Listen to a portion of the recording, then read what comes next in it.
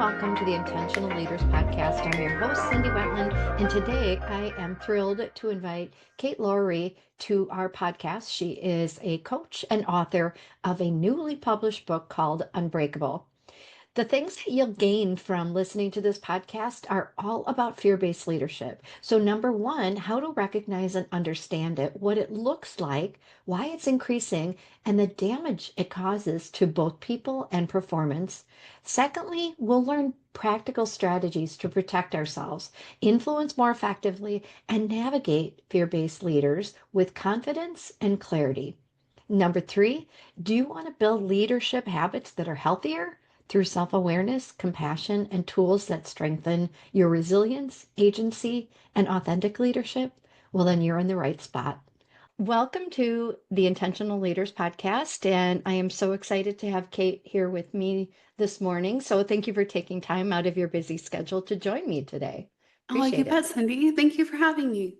Yeah, I am diving in and have been exploring your book that you sent me a copy of from last time we talked, Unbreakable. And a lot of that insight and research is what we're going to talk about this morning. And Right. here's some of the things that I wrote down. Fear is easier to lead by. You're seeing a lot of style shifts in this area. The gloves are off. People are less interested in equality, and TV shows have really normalized this behavior.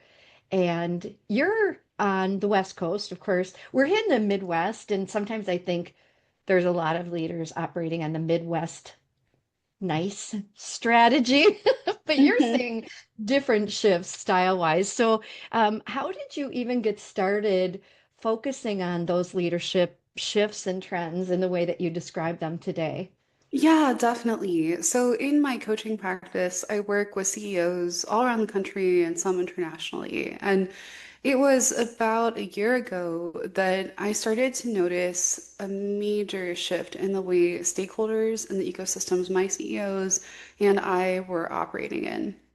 When I started my career, it was about 3 in 10 leaders I would encounter would have fear-based tendencies. And in the Yeah. last 2 or 3 years, it's become more like 7 in 10. You know, I was going to like coffee meetups and running group, and all of my friends were going, "Man, I have a really difficult boss, and I just can't get away. And every job I take, there's something wrong with leadership, and it's hard, and I don't like it." And I started to realize that this trend was becoming more inescapable.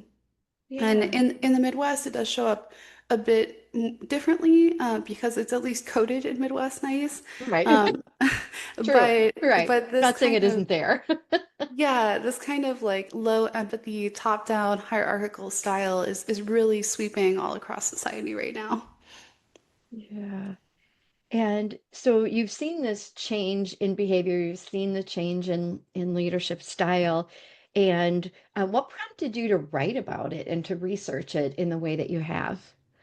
Well, as this trend kind of grew, I noticed that my clients and peers were spinning out. They were freezing, Mm. overwhelmed, panicking because people in their ecosystems and more broadly were acting in ways they'd never seen before. And Yeah. so they were really struggling, but I was totally fine. And it was at that point that I noticed that I had a skill set that they didn't have. And I went, oh my gosh, I have to figure out a way to teach this to people. And I didn't expect to write a book, but it quickly turned into a book. And it's Yeah. meant to be this tactical guide where it feels like you're, sitting in a coffee shop across from a friend who's teaching you how to deal with really difficult people. Yes, yeah. And well, and I love that you started out the whole book talking about yourself, yourself, for us, like people, our identity, our physical self, the way that we navigate through the world before you start talking about, what to do. It's really focused on understanding who we are and how we react to the world. And I thought that was a really amazing way and very insightful way to think about the effect of other people on us and how strong are we and how unbreakable are we in the context of what we're experiencing, as you said, kind of in our ecosystem. So, Oh, definitely. A lot of yeah. people who write books that teach new types of tactics don't think about how to make sure that the readers are actually in a place to apply the tactics. And Yes. you have to make sure that readers are feeling resilient, that they have enough energy to Yeah. actually try new things. So it's Yes. important to teach that first, because Yeah. otherwise half the readers may not be able to actually do what you're suggesting. Yes, yes. So start with the foundation, and I think that was a great way to position what you're focused on. So you use the term fear-based leaders in your work and throughout the book. What does that phrase mean to you, and how did your leadership journey shape how you defined what that is? Definitely. So, fear-based leaders are called fear-based because they themselves are motivated by fear. They're really deeply insecure people. And at night, their subconscious is whispering, oh, why don't they like me? Will I ever be Mm. enough? And Yeah. because fear is kind of what gets them out of the bed in the morning, it's what they choose to use to motivate others. And so they have this very distinctive style of deliberately creating fear, chaos, discord in the people below them. But it's not something that's just confined to CEOs. This shows up wherever there are power dynamics that can be abused. Can come up in families, nonprofits, businesses. Really, wherever there are power structures, there are going to be some people who say, power, yum. I'm going to Yeah. stomp on everyone below me. What's interesting about that, or ironic, I remember getting into leadership and I wanted to be successful and I was very career driven, but I somehow didn't want power. You hmm know, that association with power to me was always negative. And maybe it was negative because I experienced some of that maybe in a way that I didn't wasn't even clear with or about at the time. But I never wanted it. And then I think some people do and crave it and think, as you said, yum, like let's go, I right? But then think they, yeah, go ahead. Yeah, the people who crave it are usually the ones who shouldn't have it. Yeah. I'm also what you would call a reluctant leader. I was Okay. trained to be a CEO and but I never really wanted to run a big company and I was trained, by my parents who were fear-based leaders to be a fear-based leader myself and I didn't want that either. And so um for folks out there who don't want that path, it's okay to want to just be you and do your thing. Yeah. Yeah. And I think that's what jumped out to me too in your story is learning to be and wanting to be your authentic self, right? That you were able to be you and navigate through the world leading in your own style and in your own way. And I think that's a message that I definitely want people to take away that I work with too is like be you. You know, there's not a specific way to lead per se, but abusing power is not a great one to do. So, No, so for it's you, not. yeah. So when you think about um, your experience with fear-based leaders, and then you got really interested in it, what were some, or give us some examples so people know what that looks like in action? Oh, definitely. So fear-based leaders will often try to shame people in the workplace. They'll try to say, you're incompetent, you're bad, none of this is good enough, like you're nothing without me, and then resistance is futile, like you wouldn't even be able to survive on your own, you can't leave, that type of thing. They're also very highly capricious. They'll try to nag you and put you down. By making you feel bad about your choices or your abilities. And then they're also quite rigid. In business, sometimes we call this type of rigidity top-down leadership, Yeah, which says, I'm going to hold things very tightly at the top and then yeah, push all of this down. So it might be saying, this is my strategic plan. I don't want your input. Your input doesn't matter. Do this or else, right? yeah, In Silicon Valley right now, we're seeing quite a few leaders who are saying, I don't care if you don't like me. I don't care if you don't like the company. If you don't want to be here, get out. yeah, We're seeing a lot of leaders who are saying, My opinion is the only opinion that matters. I don't care what you think. Get in line. And when I say jump, say how high, right? And for folks who are, who do have common decency, this feels, ooh, really yucky. It creates Yeah.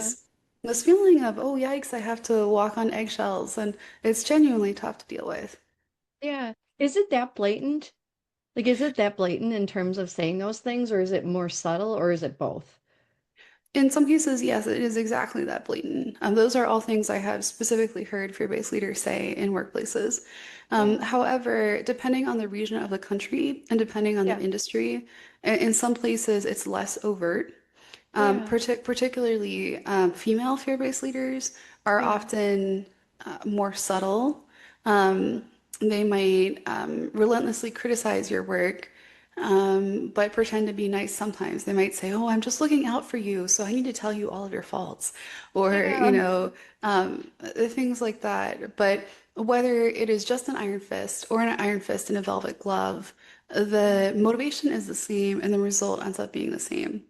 A Yeah. lot of leaders like this will strategically use cloaking of Mm. benevolence. They'll say, "Oh, well, I'm a medical doctor and I run Doctors Without Borders," or I'm a pastor and I'm just caring for my flock, and if you don't understand, that's your problem. Or, Yeah. they'll say, "Well, I'm your mentor and I'm just doing this to help you," and so it does tend to show up. Even if they don't show that type of face at first, it will often emerge the more control they feel they have over you.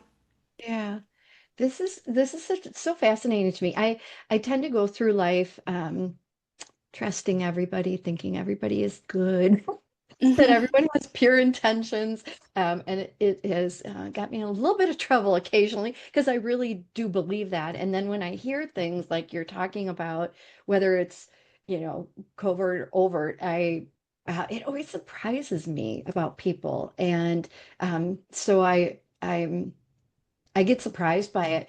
But you also talked about the fact that you feel like the shift is becoming more prevalent, and it feels like we're going backwards in time, to the hierarchical, power-based leaders of decades ago. I mean, in the workplace, many, many years ago, that was, I don't want to say it was okay, but it was what was natural or more Mhm. more visible. And it feels or seems like we've shifted over time, but now it's going backwards. And why do you think that's happening? Or Well, is that happening? just like skinny jeans versus bell bottoms, leadership styles go in and out of vogue. And Yeah. this particular shift is the largest shift I have seen in my career. Um, what I will say is that we're in a new era of permissiveness. Mm. Um, Okay. Like, even if you look at our TV shows, you see Yeah. like Billions, Succession, House of Cards, Game of Thrones, they all have fear-based leaders in them. Yes. And when you combine media with a lot of very high-profile leaders, Elon Musk, Mark Zuckerberg, and what have you, saying, no, this is the way I want to be. You get a lot of people in the ecosystem who go, oh, yeah, I do want to be like that. That's Yeah. easier than being mature. That's easier than making my employees like me. And so, previously, 5 years ago, 10 years ago, CEOs felt like they had to at least pretend to care about their employees. Right. And now they don't feel like they have to pretend. Yeah. Oh, this just makes my heart hurt, I truly. know. Well, one that you've seen it, you've experienced it, and this is how you coach people too. And as you encounter leaders like this in your practice and in your work and in your research, how, I guess, how would someone become aware that they were leading like this, and how would they, um, or would they become aware and would they care? And that's how they reach out to you for coaching, or how does that process work? Because I would imagine if if I'm doing things that are ineffective, and as you said, it's easier for me to be showing up that way. How do you get people to change? Yeah, Or so can you? I often work with mission-driven and underrepresented leaders. They have fewer tendencies like this, but they often are in ecosystems brokered by players like this. So they're Oh, investors, they're venture yeah, capitalists, some of their vendors, their attorneys, other startups they want to acquire, often have players like this in them. I have coached some people who would count as fear-based leaders in the past. You can only make progress with them if they have a sliver of self-awareness.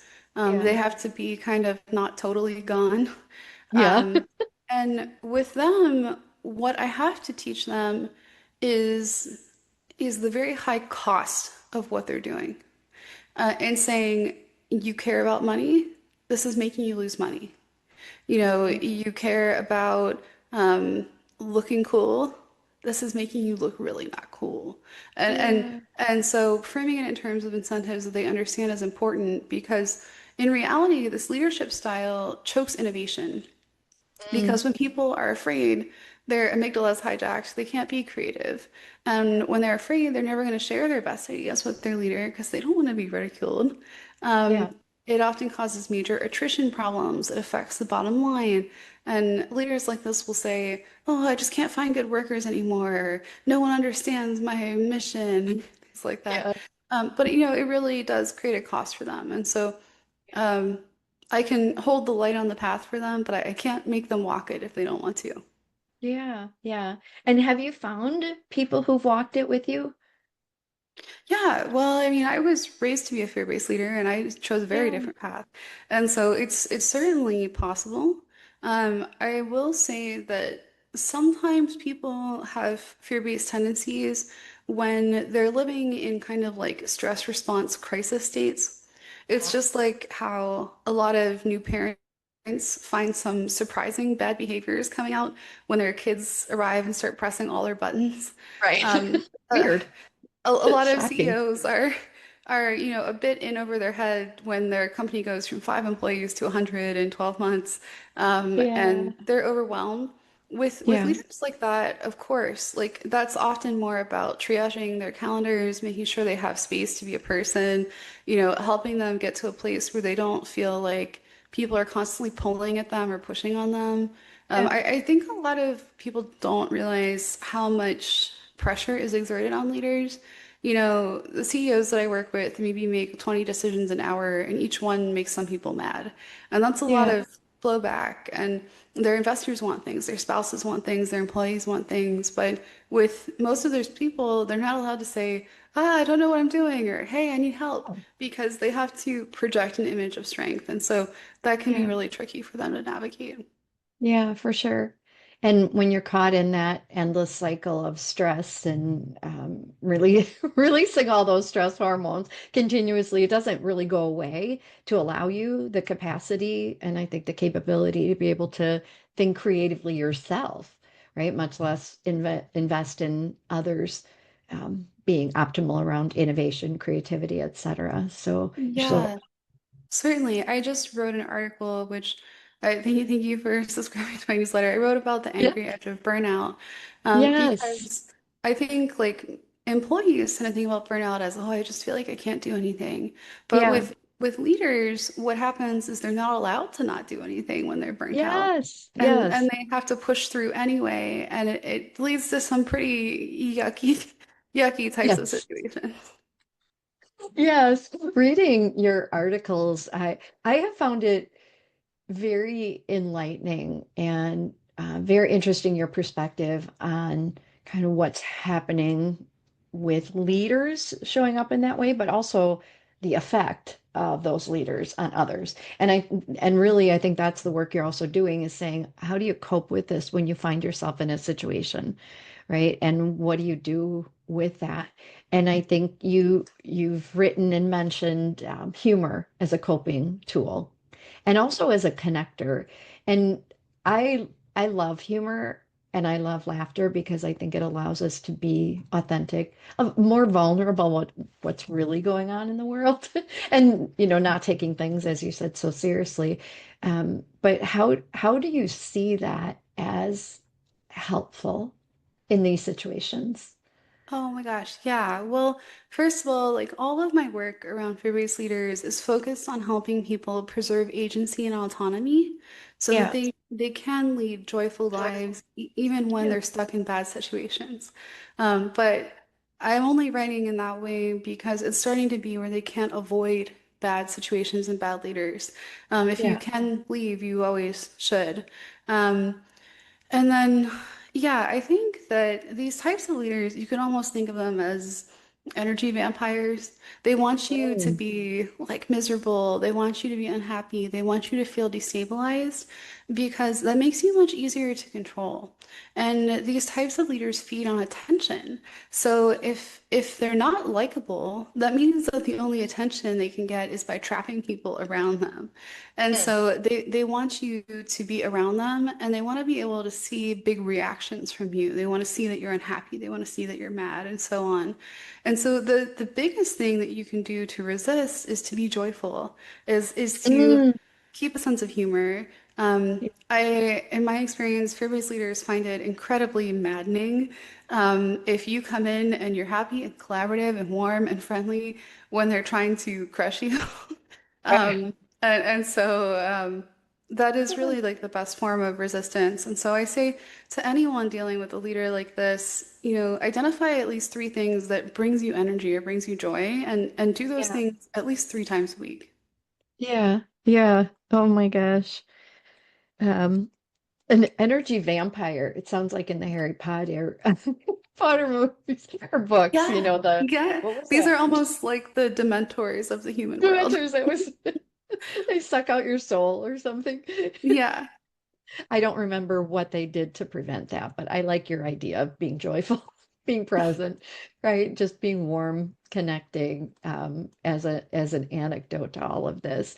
And as you said, I think it's, leaving is an option when you're in a situation like this, but I think that's as you said, leaving takes you out of it, but you might find yourself in the same situation again in some way, shape, or form. So hmm how do you do that work internally to really protect yourself is the part of, your research that I think is so important.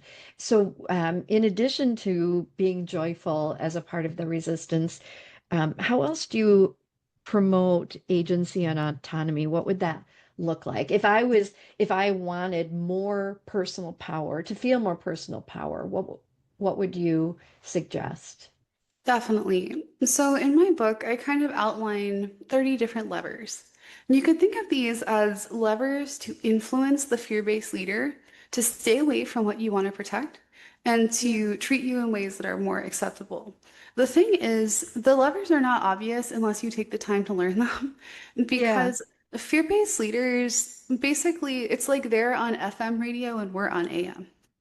And Mm. so if you don't learn how to tune into their channel, it's just Yeah. a really demoralizing, confusing experience. And so to cover some of like the really key things to understand, first, you have to understand that what they say is not what they mean. If they say, I'm so mad at you, this product needs to be out by Friday, blah, blah, blah, blah, blah, they're not actually talking about the product needing to be out by Friday. They're typically saying something more like, I don't feel respected, show me deference. I, and, Oh, and, okay. and so if you learn to understand the subtext in what they're saying and can tune into that, it de-escalates them because then they feel heard. Because often they're speaking on a very emotional wavelength. And Yeah. then they tend to weaponize information. So you have to keep your cards very close to your chest and be mindful of what you say, even innocuous things. If you say, "Oh my gosh, I'm so excited to go to my kids' Little League game this weekend," they will make you work through the kids' Little League game. Or, if you say like, "Wow, like I love Jan's work. Jan's work is so great. Isn't she doing well?" Yeah. They'll feel threatened that you like Jan more than them, and Yes. fire Jan or something like that. And so that's really important to understand. And then learning to use both attention and availability as leverage does help bring some control and power back to your plate. So leaders like this, you could think of them as needing to eat your energy and attention to survive. And Yeah. so, if you learn to modulate how much attention you're giving them, you can then control some of their reactions. So, one of the main things is they love to get big reactions out of people. So, you can learn to not react. Or you can choose to have big reactions in ways that incentivize them to keep doing or stop doing whatever it is that they're doing. Similarly, with availability, when people around fear-based leaders are not available 24/7, the leaders start spiraling. They go, well, do they even see me as important? And, Yeah. does this even matter? And so, using your availability as a form of leverage, can Yeah. help make the fear-based leader doubt themselves and make them, start to be more insecure where you yourself are more secure. So do you feel like, um, in terms of how to preserve and how to protect my autonomy and agency in the way that you're describing, how would I feel, or how would I be able to do that in a way that doesn't feel manipulative? Because now I feel Definitely. like now I'm being manipulative to that person. Is It's that true? actually it's actually not true. So Okay. tactics themselves are morally neutral. Okay. However, most people that you see using social tactics are using them in a negative way. That's called Mm, manipulation. okay. When you use social tactics in a positive way to protect or prevent harm, that's called influence. You're influencing the outcome, but you're doing it for reasons that are not selfish reasons. You're doing Yeah. it to keep yourself safe. You're doing it to help make sure that the initiatives or the people you care about are protected from bad behavior. And it's really important that people do not feel guilty about that, Yeah. because strategy is something that everyone can use. And Yeah. strategy does not have to be used in a way that harms others. Sure. Yeah, that's a great way to describe the difference. And I do some training on influence, and I think people do see, or I have a hard time understanding how it is a positive aspect of leadership as opposed to the whole manipulation. But I love the way that you described it, um, in terms of the ethics around it and what's your intention as well. So, Definitely. The yeah. way fear-based leaders see it is everything is a game, Mm. and the people around them are playing it whether they like it or not. Yeah. And so if someone is playing games with you and you choose to completely not engage, you're probably going to get harmed. Yeah. And so you need to recognize the games that they're playing, at least enough to try to step out of them, Yeah. um, Yeah. or else it ends up affecting you negatively. Yeah. There's a leadership tool that I use, with some of the groups. Um, it's called the individual dimensions inventory, but it's about your emotional energy and where do you have natural tendencies and preferences. And there's one, and I can't think, I don't know why the name of it is escaping me right now, but it is about what you're talking about. How much do you like strategy and games, and think I always think of it as life is a giant chessboard, and do you really enjoy the strategizing about where to go and what to do? And I think on that particular preference, I scored like a 2, meaning I don't do that. Mhm. I'm just very much like, here I am, and here's what I'm thinking, or here's what I'm doing, or here's what I'm saying. And so that the ability to do that, or even the preference to do that, is so unlike my my style that I just have a really hard time grasping grasp Yeah, here's an example. So, let's say that you ghost a friend and you don't reply to them for 2 months. And that's not polite, right? It's not a good thing. But let's say you have a friend who's emotionally abusing you Yeah. and you stop talking to them. That is actually highly appropriate Yeah. and it's protective. And so Yeah. it's the exact same behavior, saying I'm not going to talk to you anymore. But in one context, it is negative, and in Yeah. another context, it's positive. And so that's kind of like a way to think about, different same behavior, different lights. Yeah. Yeah, that's helpful very much. So as you coach leaders, you said, they're able to be coached to the extent there's a sliver of self-awareness there, Mhm. or they can understand the impact that they're having. Um, do you have a success story of someone that you've coached to evolve and shift? Like, is there hope, Kate? Yeah, there is hope. I actually was on a podcast with a host who realized he was a fear-based leader while he was interviewing me. And then he wanted to know whether there was any chance of redemption. And I said, there is hope until your last day on earth, right? There, Yeah, any day you can wake up and say, I'm going to be different today. I'm going to be yeah, a better version of myself. And it may mean that people like that need significant support to learn different ways yeah, of being. But at their core, people like this are like schoolyard bullies who grew yeah, up. And the thing about schoolyard bullies is that a lot of them missed what I call kindergarten lessons. yeah, They don't know how to make friends. They don't know how to apologize. They don't know how to build trust. And so I try to remember when interacting with fear-based leaders, even when they are being quite destructive, at their core, they're very emotionally stunted people who never yeah, really got the training in how to be a good person. yeah, yeah. That's sad. It's Yeah, sad when you think of it that way and think of it from the perspective of what contributes to it, not just the effect of it, but the historical perspective that someone is showing up the way they are. And looking at that, and again, what I enjoy about your perspective on all this and the research and the writing that you've done is I don't think you're, in a way, I don't know how to say this. You're not shaming or blaming as much as trying to understand the context around it and the effect, and then how do people understand it themselves for them, or how do you, again, show up in a healthy, helpful way for your own self and creating yeah. that personal Y- power. So, Yeah, my approach is rooted in curiosity and compassion. yeah, It's saying, wow, we're seeing a lot of difficult people right now. They're yeah, becoming pretty inescapable, and yeah, a lot of people are feeling very alone, very isolated, very powerless.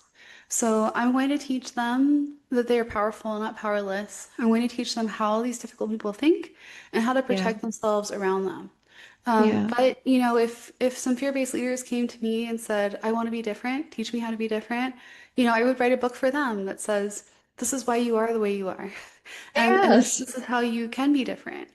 yeah, Because whether you're someone who currently abuses or are being abused, you're both human beings, and you deserve yeah, support and care. And I think that a lot of people get very lost in ad hominem. But my coaching practice is not, it takes people out of me versus you dynamics and yeah. tries to recenter it into us versus problem. Okay, you're getting, no, you just got a little stuck. Sorry.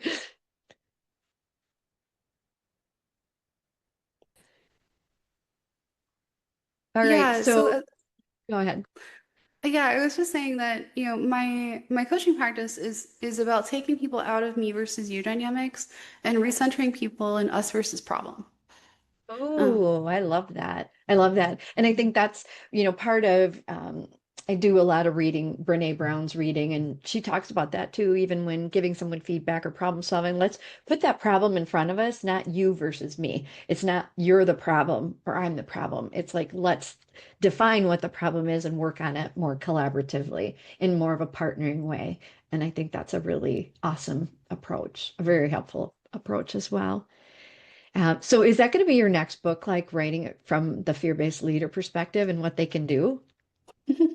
well, I'm not sure that would sell very many copies, God, but but for I those think four people, Kate. I think that what I would love to write about next is how to be a strengths-based leader. Um, Oh, because yeah, strengths-based leadership is the opposite of fear-based leadership, where you yeah, say, how do you unlock everyone's strengths around you?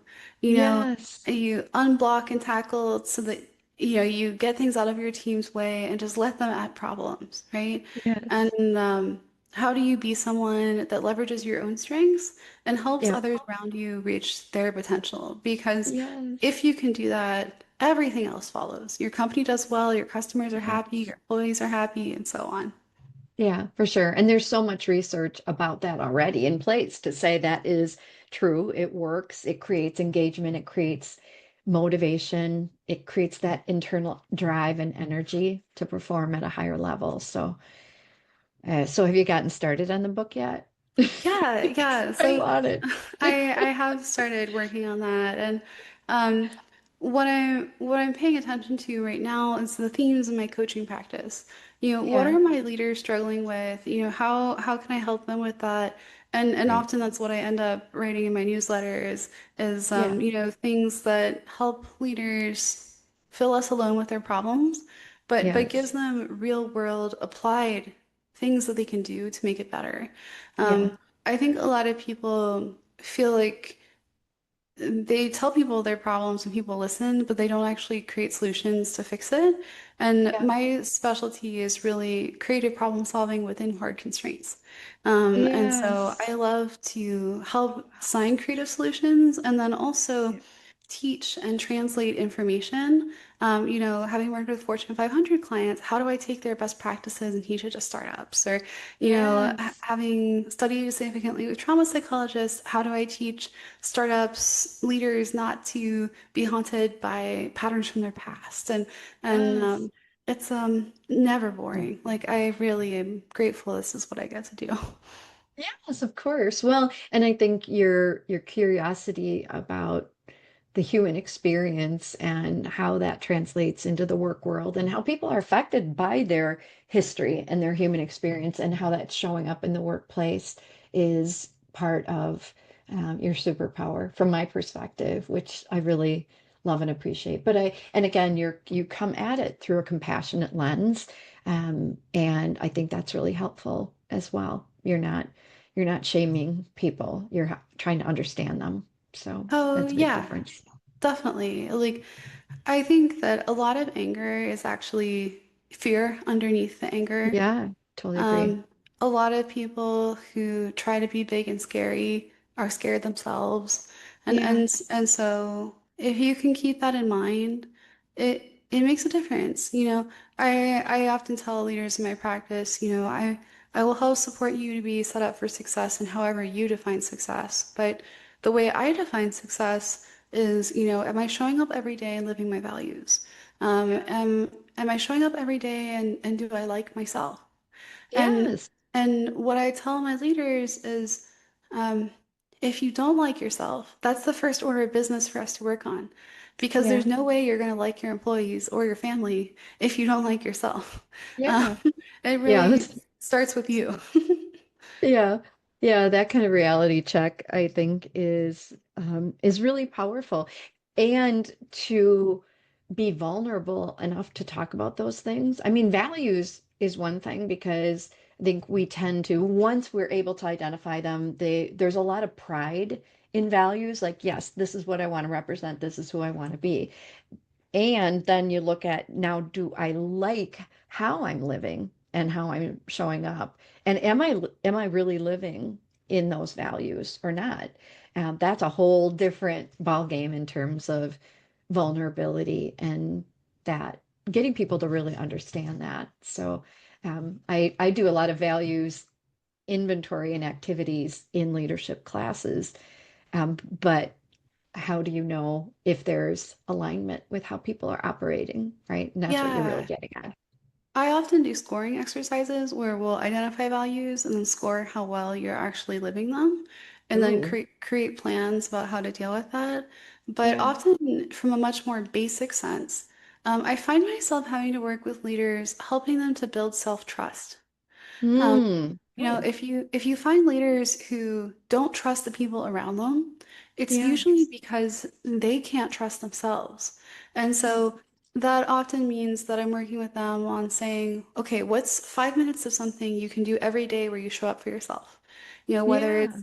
taking a walk or sending an appreciation email to someone, how do we get those reps in so Yeah. that you start believing that other people are trustworthy because you are trustworthy, right? Yeah. Yeah. And I think a lot of people just kind of scratch the surface there without really digging in.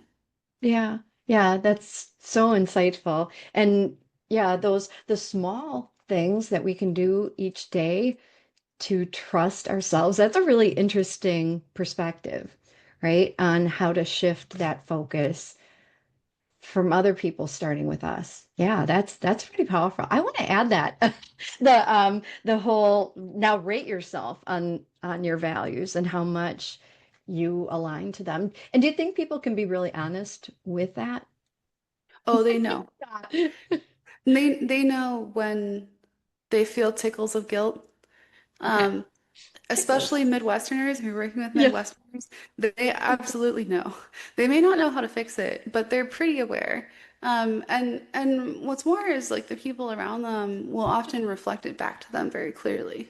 Um, Okay. and so they'll remember that time where like an employee made an expression that they were really unhappy, or when their daughter yelled at them that something was unfair, or Yeah. Yeah. things like that. And so I think you'll find that self-awareness is often accessible, but sometimes people need a nudge to access it. Yeah. Yeah. Open the door, go in, it's gonna be fine. You may Right. not like everything you see in that room. Sometimes people just need a safe container to do that. Yeah. Yeah. Like I often tell my leaders, like, I will be at least one person in your world who has no vested interest in the outcome, and where you Yeah. have a safe space to not know things, or to Yeah. fail, or to be unsure, or to admit that you're doing something you don't like. Um, Yeah. because when leaders don't have that, it's much harder for them Yeah. to be who they want to be. Sure. Well, you're allowing them the vulnerability of not just exploring that, but managing it and not being afraid of it, as you said. I agree. I think fear is such an incredible motivator or an incredible, has such a big effect on how we're showing up, but we don't realize it. I remember going through this, and this was an emotional intelligence experience at the beginning of last year. And we were talking about specifically about the emotion of fear. And we were supposed to be documenting when we felt afraid. And I was like, and I even said in class, like, I haven't felt afraid in the last week. And the instructor was like, seriously, like, what did you do yesterday? And I was talking about this strategic planning session I was doing that was really, it was just a train wreck. It was, um, it ended up being a hybrid session and it wasn't supposed to be. It was supposed to be an in-person. There were all kinds of technical problems. And I look back on that day and I was like, I was afraid like the entire day. I didn't realize that that's how it was showing up for me and how I reacted to that. So I think it's very Yeah. compelling. A lot of people don't feel like it's okay to admit that they're scared. Yeah. There's so much more permission to say, I'm mad, I've been Yes. wronged, or like, Yes. that was a train wreck, that was that other person's fault, I hate them. Um, but I find that when I have very strong reactions, like 80% of the time underneath I'm frightened about something. Maybe I'm Yeah. scared I won't get my needs met, or I'm afraid it'll Yes. change how people will see me, or a lot of things like that. And sometimes people really need support in doing a perspective reset. Um, Yeah. I was actually talking to someone yesterday who was going through some really scary things. And and what we decided was we were going to change what frightened them. Um, Oh, um, People talk about exposure therapy for OCD or phobias or things like that. yes. Yes. And the reality is that even things that are quite scary, when you spend enough time around them, um, you can say, I know this. I know this type Yeah. of insecurity, Yeah. and I'm Yeah. not going to let it frighten me anymore because here are all the different ways I can address it. Yeah. Um, and yeah, when you change the way you look at things, the things you look at change. Yes. Yes. Oh, I love that. Yeah. Great perspective. So this has been such a fun conversation. And as you know, as people listening, they might realize like, oh, This is happening to me, right? I am in a controlling environment, or I'm in a fear-driven culture, or maybe there's going to be peeking into that a little bit more. What is one actionable shift that you think they can maybe believe or do that would help them if they're in this kind of environment? Definitely. I think if they are in an environment where other people are causing fear, I Yeah. want them to take a really close look at that person. Okay. Do they seem happy? Do they have Mm, friends? Um, are they successful in the way you want to be successful? yeah. Um, when you start actually looking behind the bluster and behind the posturing, often what you find is, oh, they're not actually scary. Hmm. Because I pity them. And if you Yeah. if you can pity them, that robs them a lot of their power. Yeah. Yeah. Oh, that's really interesting and very insightful. So what if, like you said on that podcast, that person realized, oh my gosh, maybe this is me. What would you advise then? Like, what if someone's listening is like, holy crap, I might be a fear-based leader, or maybe I'm operating in this way. So, again, subtly or blatantly. Certainly. So first of all, you should try to find some support around it, whether that's a coach or a therapist or a trusted friend. Someone where you can say, I'm doing these things and I don't like who I'm being when I do them. Yeah. So that you're not alone in trying to figure it out. And Yeah. then there are a bunch of books that I would recommend. One of them I think would be most important is called From Surviving to Thriving. A Mm. lot of leaders who use fear to motivate are stuck in survival and stress states. Yeah. A big portion of fear-based leadership comes from fight responses in like Yes. flight, fight, freeze, fawn. And so Yes. part of it is about learning how to regulate their nervous system and Yes. increase their distress tolerance. Because you might notice leaders like this seem very thin-skinned. It's Yeah. because they never developed a natural tolerance to distress. Yeah. Yeah. So, is it Dr. Uh, Siegel, oh, who it's talks it's about by the, yeah, window of that. tolerance? Yeah, it is. The book that I mentioned is by Pete Walker, but yes, Okay. the window of tolerance is so important, and a lot of these leaders will not identify easily themselves as having trauma responses, but typically that is where these things are coming from. Yeah. And if they don't have access to resources, I would recommend getting the DBT workbook and trying to work through that themselves. Okay. Okay. Oh, thank you for giving. And of course, I think understanding the perspective through your own lens and reading your book, The Unbreakable, again, or following you. I feel like I've learned a lot about this in a very short period of time just following you and now Oh, stalking you. So thank you, Kate, oh, for please that. stalk away. I'm flattered that you bothered to take a read. So, Oh, always my pleasure. yeah. Well, and I appreciate you taking the time to be on the podcast to share the research you're doing, what you're seeing in, there's for me, when we first talked, there was a little bit of fear in me, like, no, well, how could we be heading in this direction, Yeah. as leaders and leadership styles and but when you explore the reason why and what's shifting and what's shaping around us in society, and as you said, in businesses and in everybody's individual ecosystems, and not having the strategies to show up as our best self or realizing that we are, what you give me hope by understanding, what's creating this and where we can go from here. And the fact that you're helping people to Yeah. show up with power. In in a way, this is a type of regression, but there is Yeah. always hope.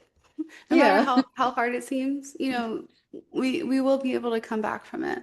And in the Yeah. meantime, I would say like try to learn the best ways you can to protect yourself and keep yourself safe and find a good pocket and stay there if you can. Yes.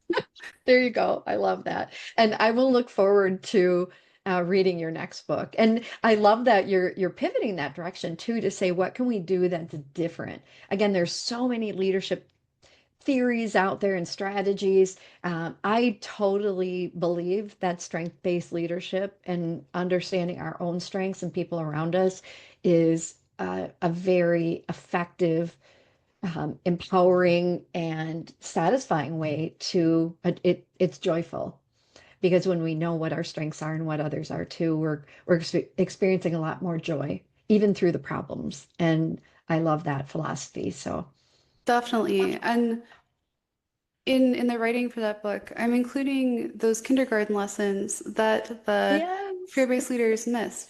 What does a good apology sound like? How do you give feedback? What does it mean to build trust and so on? Yes, foundational practices on the playground. Yeah. I love that. That's awesome.